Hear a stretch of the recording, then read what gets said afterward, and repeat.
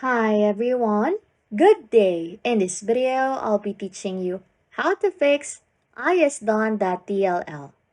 An error occurred when unpacking Unarc.dll returned an error code 1. Okay, first things first, restart your computer. I recommend restart your computer after encountering the ISDone.dll error. This is a common troubleshooting step to ensure that any temporary issues or conflicts are cleared from the system's memory. Once the computer has been restored, you should attempt to install your game or software once more. In some cases, the error may have been resolved after the restart. The ISDone.ll error typically occurs during the installation of games or software and is often related to problems with the installation package or the computer's resources.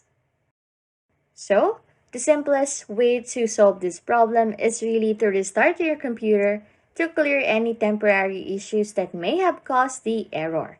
And as simple as it is, hopefully this solves your problem.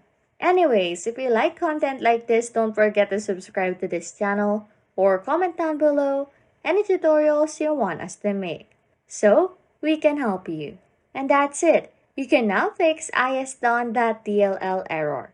Thanks for watching and happy scrolling.